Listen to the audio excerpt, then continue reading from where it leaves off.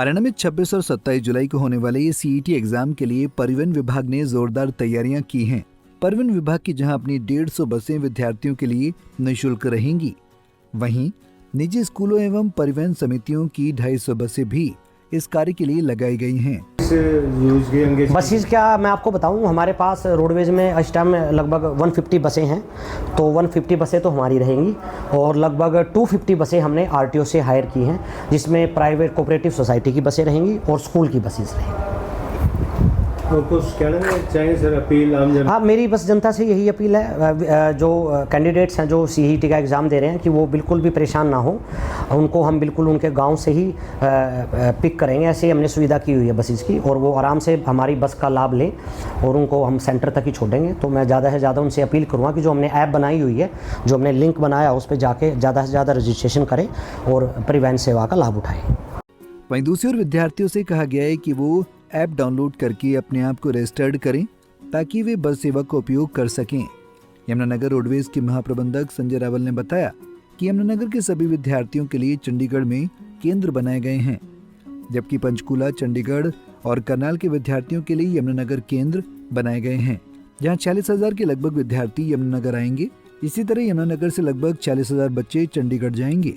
उन्होंने बताया कि 26 और 27 को 2-2 शिफ्ट में परीक्षा होगी। ये जो परीक्षा होने जा रही है, किस तरह की प्रशासन की तैयारी? देखिए, मैं आपको बताना चाहूँगा कि सरकार ने 26 और 27 जो एसएस बोर्ड है, उसने 26 और 27 2 दिन निर्धारित किए हैं सीईटी के एग्ज़ाम के लिए। तो 26 में भी 2 शिफ्ट में एग्ज़ाम होगा, मॉर्निंग और इवनिंग, और 27 में भी मॉर्निंग और इवनिंग में शेड्यूल रहेगा स्टूडेंट्स का। जहाँ तक यमुनानगर की बात है, तो यमुनानगर में हमारे यहाँ पर शिफ्ट लगभग 11,500 बच्चे आ रहे हैं। तो यानी कि 4 दिन का मिला के चले तो लगभग 45 से 46,000 बच्चा 2 दिनों में यहाँ पे एग्ज़ाम देने के लिए आएगा। हमारे यहाँ प्रशासन ने पूरी तरह से तैयारी की हुई है। तो सेंटर्स की यदि मैं बात करूँ तो यहाँ पे हमारे 34 लोकेशन हैं और 47 सेंटर्स हैं जहाँ पे बच्चों के एग्ज़ाम होंगे।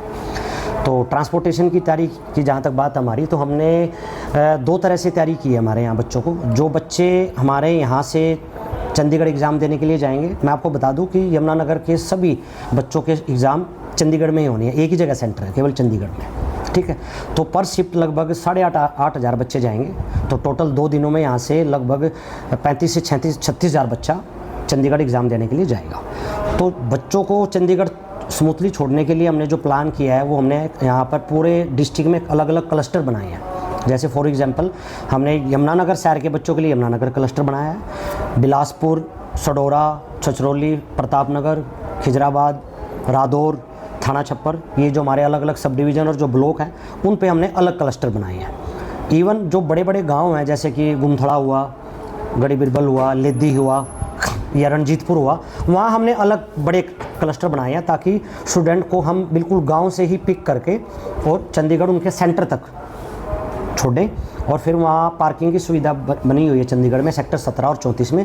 वो सभी जगह बच्चों को सेंटर पे छोड़ते हुए और बस सारी पार्क हो जाएंगी सेक्टर 17 में, सेक्टर 34 में। जैसे ही एग्ज़ाम ख़त्म होगा, वो बच्चों को लेते हुए और उन्हीं जहाँ से उन्होंने पिक किया था बच्चों को, वहाँ उनको छोड़ देंगे। तो ये तो तैयारी है हमारी, जो बच्चों को हमने जो छोड़ना है दूसरे डिस्ट्रिक्ट में। अब हमारा दूसरा जो तैयारी है हमारी, वो है कि हमारे डिस्ट्रिक्ट में भी एग्ज़ाम हो रहा है। तो हमारे डिस्ट्रिक्ट्स में भी बच्चे आ रहे हैं एग्ज़ाम देने के लिए।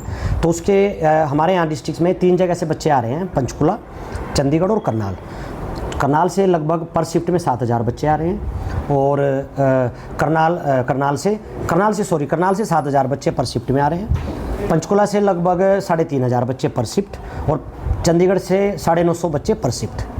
तो यहाँ भी लगभग 45 से 46,000 बच्चे 2 दिनों में आएंगे एग्ज़ाम देने के लिए। तो यहाँ हमारे जो सेंटर्स बने हुए हैं, तो बच्चों के उसकी जो हमारी प्लानिंग है वो इस तरह से है कि शहर, क्योंकि हमारा शहर कंजस्टेड शहर है, जाम की स्थिति हो सकती है, 150-200 बसें आएंगी तो यहाँ थोड़ा सा मैनेज करना इम्पॉसिबल हो जाएगा। तो आज ही हमारी डीसी सर से मीटिंग हुई थी, तो हम प्लान कर रहे हैं कि हम जो बाईपास वाला एरिया है, या तो औरंगाबाद वाला एरिया या कैल वाला एरिया, वहाँ हम आज या कल में जगह डिसाइड कर देंगे। फिर वहाँ से हम क्या करेंगे, सारी बसें वहाँ पे आएंगी। वहाँ से हम बच्चों को छोटी मिनी बसें, शटल सेवा बोलते हैं जिसको, वो हम बच्चों को देंगे और वो हर जगह प्रत्येक सेंटर पे बच्चों को छोड़ेंगे। जैसे एग्ज़ाम ख़त्म होगा, बच्चों को वहीं से पिक करेगी और वहाँ जहाँ हम कैल पे, जो हमारा कैल या जो भी औरंगाबाद जहाँ भी डिसाइड होगा हमारा टेम्पोररी बस स्टैंड, उस टेम्प्रोरी बस स्टैंड से फिर वो बसें उनको वापस अपने डेस्टिनेशन पे करनाल, पंचकुला और चंडीगढ़ छोड़ देंगी बच्चों। वहीं रोडवेज महाप्रबंधक का कहना है कि महिला परीक्षार्थी अपने साथ एक और व्यक्ति को ला सकती हैं और महिला परीक्षार्थी एक दिन पहले भी अपने सेंटर इलाके में जा सकता है, जहां परिवहन सुविधा उपलब्ध रहेगी। ऐप ही यूज किया? हाँ, सरकार की तरफ से एक CET एग्ज़ाम 2025 से एक ऐप बनाई गई है जिसको आप सभी भी स्टोर ऐप पे जाके डाउनलोड कर सकते हो। उसमें जो बेसिकली चीज़ यही है कि सरकार ने उसमें कैंडिडेट्स की फुल इन्फॉर्मेशन और ये पूछा है कि भाई आप बस की सेवा चाहते हो, निःशुल्क है जो, तो उसमें येस और नो का ऑप्शन है। तो मैं आपको बताना चाहूँगा, बड़े हर्ष की बात है कि अब तक लगभग 4 लाख के आसपास बच्चे रजिस्ट्रेशन कर चुके हैं ऑलरेडी कि हमें बस चाहिए, हम बस की सेवा से ही एग्ज़ाम देना चाहते हैं। सर, जो महिला कैंडिडेट फ्री रहेगा, फीमेल्स कैंडिडेट्स के लिए फ्री रहेगा। सरकार ने ये भी सुविधा की है कि यदि कोई फीमेल कैंडिडेट जिनका सेंटर थोड़ा दूर पड़ता है तो एक दिन पहले भी आके रुक सकता है एग्ज़ाम से। वो सरकार ने, प्रशासन ने रुकने की व्यवस्था की हुई है। नहीं, उसका कोई नदी के रिश्तेदार जी जाना चाहते, टिकट लगेगी या फ्री? नहीं, फीमेल्स के साथ एक साथ में फ्री रहेगा। तो सर उस दिन बता दें, हरियाणा में 26 से 27 जुलाई को होने वाली CET एग्जाम के लिए परिवहन विभाग ने जोरदार तैयारी की है। यमुनानगर से सुरेंद्र मेहता, पंजाब केसरी टीवी। हमसे जुड़े रहने के लिए हमारे YouTube चैनल को सब्सक्राइब करें और नई वीडियो की नोटिफिकेशन के लिए बेल आइकॉन को दबाएं। अगर आप ये वीडियो Facebook पर देख रहे हैं तो लाइक जरूर करें और ज्यादा से ज्यादा शेयर करें। धन्यवाद।